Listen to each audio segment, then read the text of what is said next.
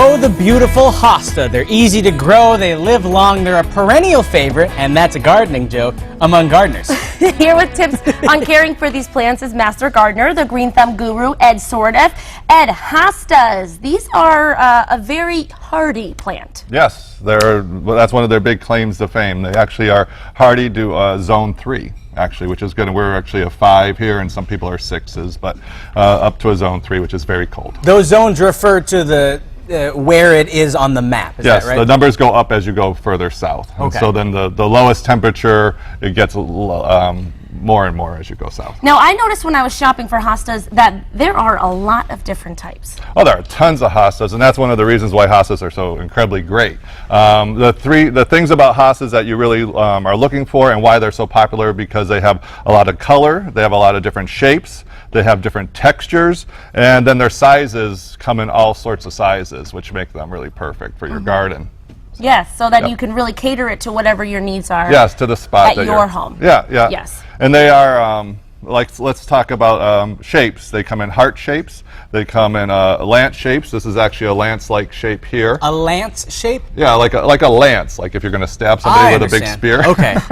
Not that you would. Not lance fast. Okay. Yeah, and then so the shapes are all different like that. The sizes are incredible. That you start at like these tiny little hostas here, which everything is diminutive on them. This is the flower spike that's gone by, and that's that size, where a regular hosta's flower spike would be, you know. Oh, that's the kind I have, yeah. Yeah, like that size. So you can see the difference right there. So this is as big as they'll get? Yeah, they'll get a little thicker and fatter, and then you can divide them. But they're just little tiny guys, so if you had a little small part of the garden, or actually a window box, you could put that in there. They're perfect for that. Like I said, they're very hardy.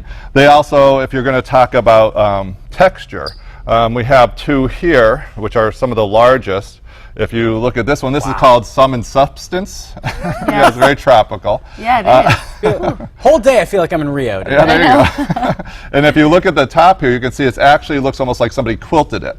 And it's actually a little bit, the texture, it's quilted, and it actually is a little dull. Or this is this is the biggest, most popular hosta right now. This is Empress Wu. Ooh, they're so beautiful. The Hosta. Yeah, and actually one of the great things about hostas are their names, actually. Empress Wu will actually get up to be about 6 feet wide, 4 feet tall. And the leaves are 18 inches or even more if they're really happy. As they get older and older, they'll get bigger like that. So it seems like something you have to plan in advance. You can't just put a bunch in forgetting that they're going to grow big and tall. Well, yeah, but you could put a bunch in if you were getting like these medium-sized ones, like Goodness Gracious here. Thunderbolt doesn't get that big. And like I said, the names are fantastic. Yeah. I mean, I would buy hostas just for their names. I have one at home called Godzilla. Oh, Really? I'm guessing that's a large one. Yeah, but Empress Wu beats Godzilla, so Wow. you know. Well, the Empress. Yeah, What do you have over there at the end of the table? This? That one right there, yeah. This is a Coleus. It was just for color. Oh, okay. That's not in the Hosta family. That's not a hosta. Oh, but it's all about the presentation. Yeah. Well, I thought that would be good. So the other thing about hostas is not only do you get the color, which is, you know, chartreuses, you get different patterns in the leaves. Some you have like Thunderbolt here. You get that basically like a thunderbolt in the middle going through. This one has the Goodness Gracious has the chartreuse with a dark part in the middle, and you can see the larger ones have it in the center. They have color on the outside, so you really get varieties that are like amazing to get. And then in midsummer, they're all going to give you an extra thing by they're going to actually bloom for you. And the hosta's real beauty is basically the leaves, but you get this extra benefit here. And you can see the flowers come in different colors. They come in white, lavender.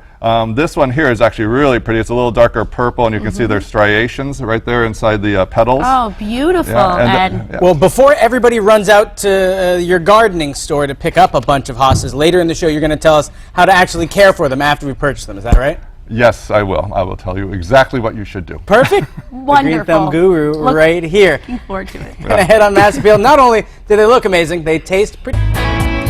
We're back with Master Gardener, the Green Thumb Guru, Ed Sourdiffe. Now we're talking about how to care for hosta plants. Yes. What you're going to do, you went to the garden center, you brought your hosta back, you didn't confuse it with a Coleus. No, because that's a terrible mistake.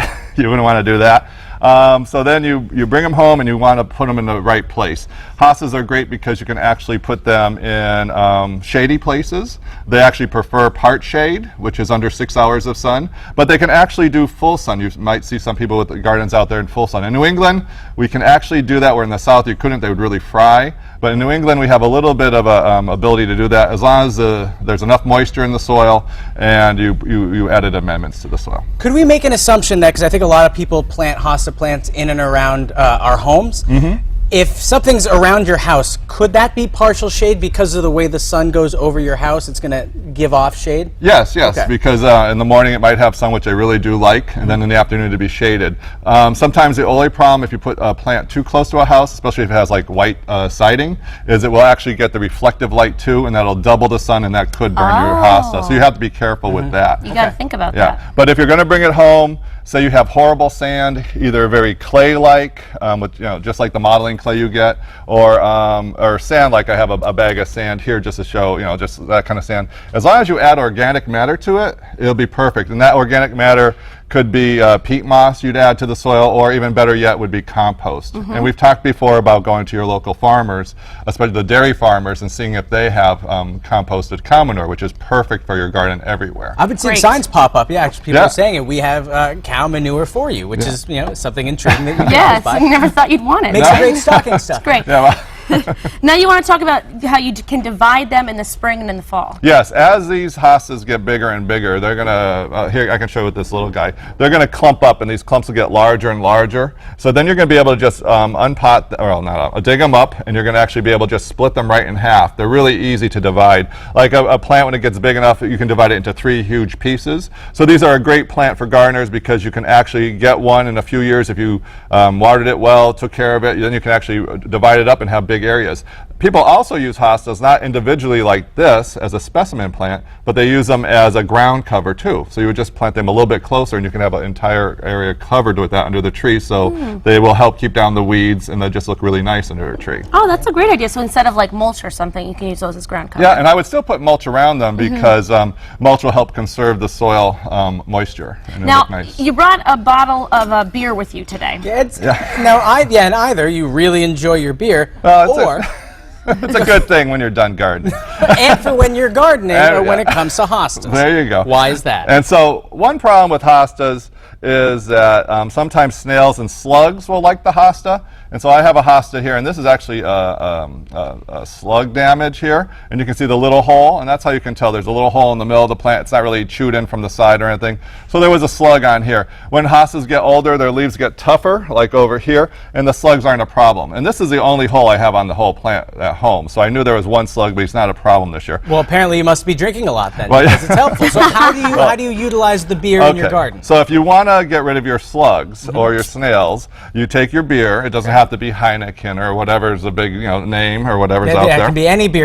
Beer you want, but you do a cheap beer because you're feeding the slugs, not your friends. Just beer. Yeah. Cheap. Yeah. Okay. And then you just pour it into a bowl like this, and we have that little bowl, and then you leave it out next to where the slugs will be. Okay. They will be attracted to this, and they will crawl in, and they will get a nice swim in it, and they will be drinking it, and they will get drunk, and they won't be able to get out, and they actually drowned in there. It doesn't look too pretty, but but you're getting rid of them. No. And then when that's done, you just dump them in the woods, and they just will dissolve easily. Now, if Or your compost bin. Or your that's compost perfect. bin. And then the beer, though, if it rains out, it will dilute. It won't be so good. So you will have to replace it all the time. Or you can actually take another type of plate, maybe larger than this, some sticks or even a little outside table, put it over this, and it'll prevent the rain from going in there, and that will last longer. Oh, very good tip there, Ed. Always Thank learn you. something. Thanks so much. Hey, hasta la vista. Ah, yeah. A hit on mass appeal.